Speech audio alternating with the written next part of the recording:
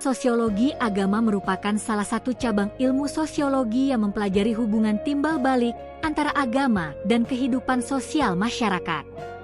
Cabang ilmu ini berupaya memahami bagaimana nilai, norma, dan praktik keagamaan memengaruhi struktur sosial, pola perilaku, serta interaksi antar individu dalam suatu komunitas. Menurut Emile Durkheim, 1912, agama merupakan sistem kepercayaan dan praktik yang berkaitan dengan hal-hal suci dan berfungsi memperkuat solidaritas sosial di antara anggota masyarakat. Sementara itu, Max Weber, 1920, melihat agama sebagai faktor yang dapat memengaruhi tindakan sosial dan perkembangan ekonomi, seperti yang dijelaskan dalam karyanya The Protestant Ethic and the Spirit of Capitalism. Di sisi lain, Karl Marx, 1844, menafsirkan agama sebagai candu masyarakat yang berperan menenangkan penderitaan sosial, namun juga berpotensi memperkuat struktur kekuasaan dan ketimpangan kelas. Dalam konteks sosial, agama dan masyarakat memiliki hubungan yang saling memengaruhi.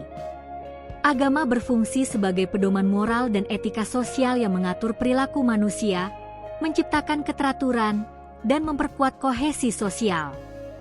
Namun, perubahan dalam struktur sosial, ekonomi, dan politik juga dapat memengaruhi bentuk, fungsi, dan peran agama dalam masyarakat.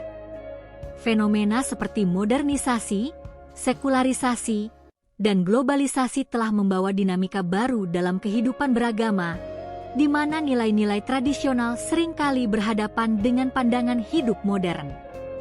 Oleh karena itu, kajian sosiologi agama penting untuk memahami bagaimana agama tetap memainkan peran signifikan dalam membentuk identitas, solidaritas, dan tatanan sosial di tengah perubahan zaman.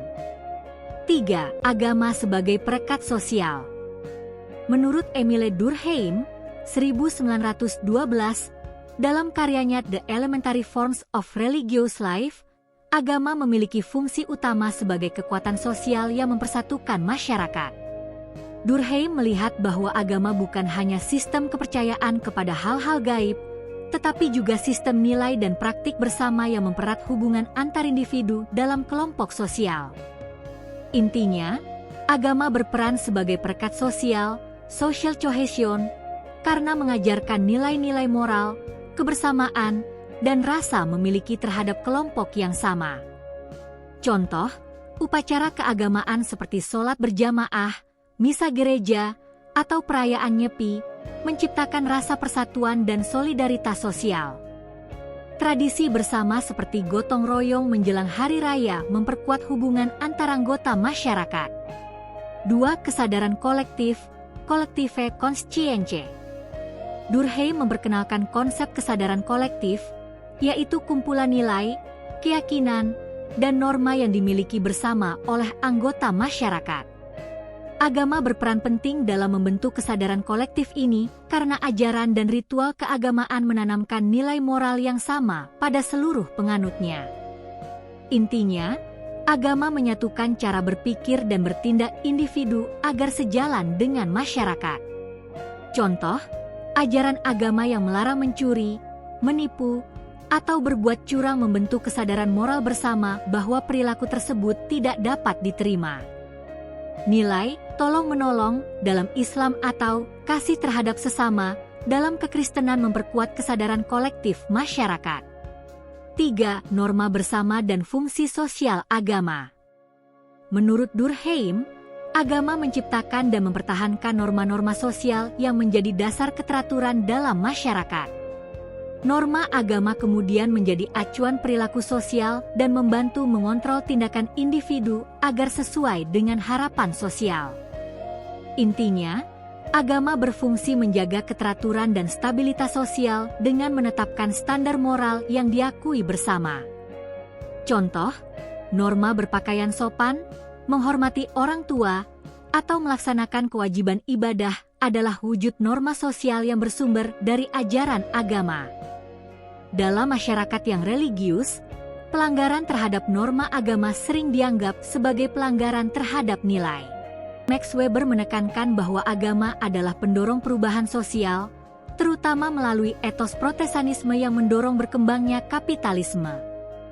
Agama juga mempengaruhi tindakan sosial individu melalui makna simbolik dan nilai-nilai yang dianut.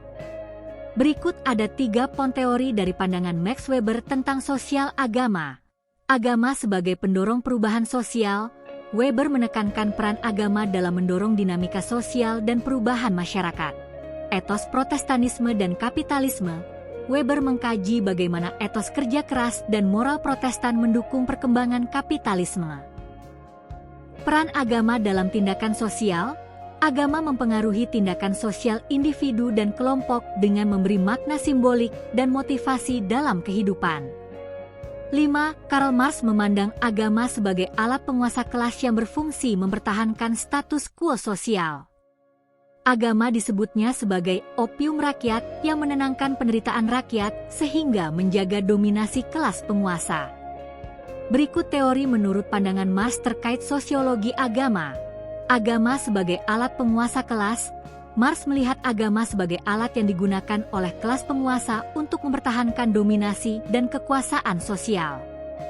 Opium rakyat untuk meredakan penderitaan. Agama berfungsi sebagai pelipur lara yang mengalihkan perhatian rakyat dari ketidakadilan sosial dan penderitaan mereka. Agama mempertahankan status quo sosial dengan menghalangi perubahan sosial yang dapat mengancam kepentingan kelas penguasa. 1. Fungsionalisme. Durkheim stabilisator sosial jabat tangan. Agama dilihat sebagai lembaga sosial makro yang krusial untuk menjaga stabilitas, ketertiban, dan kohesi masyarakat.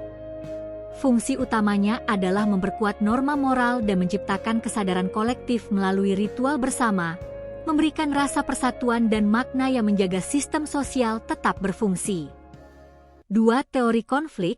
Marx alat dominasi dan ketidakadilan pedang menyilang dua agama dipandang sebagai alat makro yang digunakan oleh kelompok dominan untuk melegitimasi dan mempertahankan ketidaksetaraan serta struktur kekuasaan. Agama dapat mengalihkan fokus kaum tertindas dari masalah nyata, candu rakyat, sehingga menghambat perubahan sosial dan menjadi sumber konflik atau penindasan. 3. Interaksionisme simbolik. Pembangun makna individu kilauan fokus pada tingkat mikro. Agama dipahami melalui cara individu menciptakan, menafsirkan, dan menegosiasikan makna dari simbol dan ritual dalam interaksi sehari-hari. Intinya adalah bagaimana simbol dan pengalaman keagamaan membentuk identitas pribadi dan memandu tindakan individu.